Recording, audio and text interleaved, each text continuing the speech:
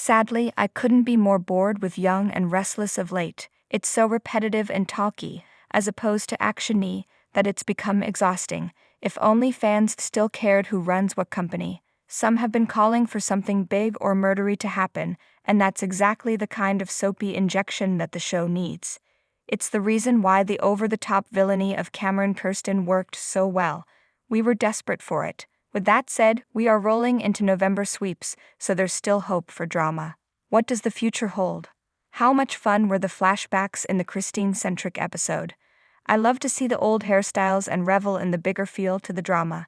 It would have been a bit much for me to watch the bug agonize for an entire hour, but it didn't feel like that given Nina's return, and the interactions of other characters, Phyllis, Lauren, Danny, Daniel, etc. It definitely set the scene for what's coming up, which is Phyllis interfering as Christine and Danny try to get back together. How do you feel about the show revisiting this?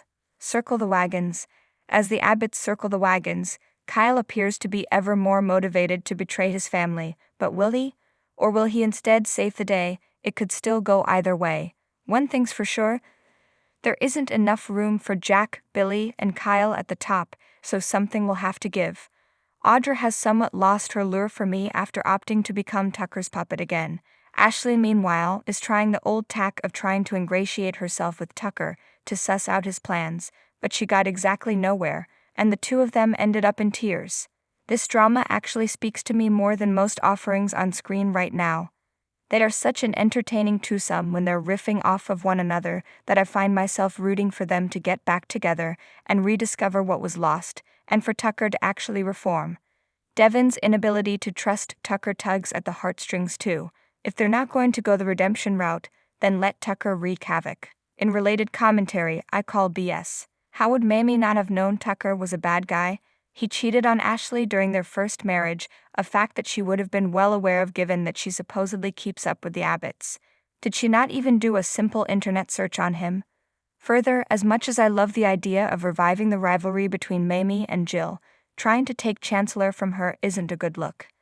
Whatever Jill's done in the past, she's worked extremely hard to look after Catherine's legacy. While I can root for Mamie to put her family back together, I can't get behind her vendetta to remove Jill from the company. Cue the eye roll. I typically can't get enough of a storyline involving Victor, but this one's taken a turn for the dumb. If he really wanted to suss out the traitor, why didn't he keep the scheme entirely to himself until he identified the culprit? Telling people he's faking and then trying to fool them again has made for a convoluted mess. Pursued this coming week, Victor will gather everyone in the office and inform them that there's a traitor in the midst, and he's going to put them all to the ultimate test to find out who it is. I roll. Why is he so sure there's a traitor? That hasn't even been explained. Why would he tell them ahead of time that he's going to test them? That's as stupid as giving away his own ruse. The only thing that will save this story for me is if there's a big, shocking outcome that tears the family apart to drive new material moving forward. In related commentary, Adam and Sally hit the sheets and the soap hit the right note with the scenes.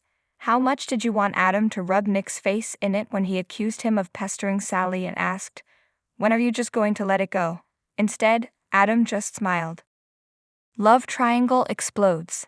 Chelsea surprised Billy with her return and they promptly went to bed while, across town, Chloe nearly got them fired from Marchetti. Who talks to their boss that way? Summer, I suppose, is just crusty because she can't have Chance. As promised, watch for Nina to get involved in her son's love life when a crisis interjects her into the love triangle. Per the preview, Chance is almost certainly hurt on the job and lands in the hospital, hence the call Nina gets in Society. Spoilers then have Summer and Sharon squaring off over the guy, so it's all going to explode for November sweeps. Sharon in a love triangle with the daughter of the woman who was her rival for decades is an interesting choice, but this may be one of the soapiest options we'll get, so I'll take it. That said, Sharon and Chance have been off-screen practically since they first hooked up, and we've had maybe 2 or 3 scenes surrounding Summer's crush on him. Where's the build-up? As I keep parroting, you can't expect your viewers to invest in, or be emotionally impacted by, something that the writers have given minimal attention. Do better. Hey Young and Restless, the off-screen kid of mostly off-screen parents getting fitted for hearing aids isn't a story. Even if there was something meatier to this plot, it's still a retread of the old Devon needs a cochlear implant, so we've been there, done that. It sounds cynical, but the fact is that Maria and Tessa's heart-tugging moments would mean a lot more if they were properly integrated into the canvas, and not just popping up every so often for an update like an afterthought. On a positive note, they did give Maria scenes with Kyle, in which she tried to talk him out of doing something stupid. But why didn't we get to hear her take on Audra? You know it would be a doozy given her history with Noah. Heads up, creepy Claire is about to get even creepier and Nikki's in her crosshairs. Find out more about this and other upcoming November Sweeps previews in the gallery below.